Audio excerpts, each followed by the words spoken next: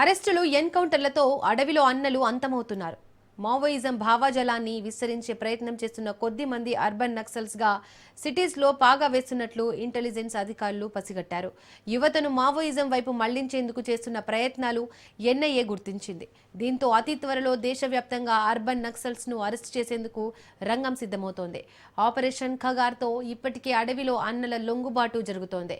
మార్చి 31 వరకు లొంగిపోయేందుకు ప్రభుత్వం dead line విధించింది. మావోయిస్టు సానుభూతి పరులు పల్లెల్లో, పట్టణాల్లో రూటు మార్చి అర్బన్ నక్సలిజానికి ప్రోత్సహిస్తున్నట్లు పోలీసులకు సమాచారం ఉంది.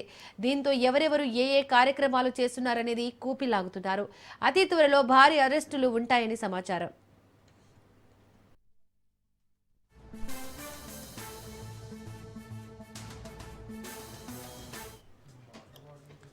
రైట్, ఇక ఇదే అంశానికి సంబంధించి మోర్ డీటెయిల్స్ మా క్రైమ్ బ్యూరో చీఫ్ మధు అందిస్తారు. మధు,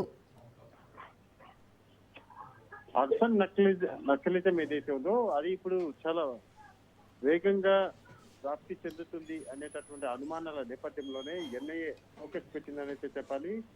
అడవుల నుంచి అర్బన్ లోకి వస్తున్నటువంటి మావోయిస్టులు ఏదైతే ఉన్నారో వారు ప్రధానంగా కూడా ఈ అర్బన్ నక్సలిజం పైనే ఎక్కువ దృష్టి పెట్టినట్టుగా అయితే ఎన్ఐఏ భావిస్తుంది. సో ఈ నేపథ్యంలోనే మేధావుల ముసుగులో యువతకు అర్బన్ నక్సలిజం బల వేస్తున్నటువంటి వారు ఏదైతే ఉన్నారో వారిని ఐడెంటిఫై చేసే పనిలో ఎన్ఐఏ పడిందని చెప్పాలి. ప్రస్తుతం దీనికి సంబంధించి యాక్టివ్ గా ఉన్నటువంటి టీమ్స్ ఎవరైతే ఉన్నారో వారిని గుర్తించే పనిలో ఎన్ఐఏ పడింది. మావోయిస్టులను హీరోలుగా చిత్రీకరిస్తూ యువకులు ఎవరైతే ఉంటారో ఆ యువతకు వల వేస్తున్నట్టుగా కూడా సమాచారం. సో అర్బన్ నక్సలిజం యాక్టివిటీస్ పైన ఇంటెలిజెన్స్ ఇప్పటికే దృష్టి సాధించింది. త్వరలోనే అర్బన్ నక్సలిజం అరెస్టులకు కూడా రంగం సిద్ధం చేసినట్టుగా కూడా సమాచారం అందుతుంది. ఈ నేపథ్యంలోనే అసలు ఏం జరగబోతుంది, అసలు ఈ బాధ్యతను అంటే మావోయిస్టుల కార్యకలాపాలు అనే దానికి సంబంధించి పూర్తిగా కూడా నిర్మూలన దిశగా కూడా ఆపరేషన్ ఖగార్ పేరుతో కేంద్రం మొదలు పెట్టినటువంటి ఈ మొత్తం యుద్ధం ఏదైతే ఉందో అది ఆల్మోస్ట్ కంప్లీట్ దశలోకి వచ్చింది. ఇక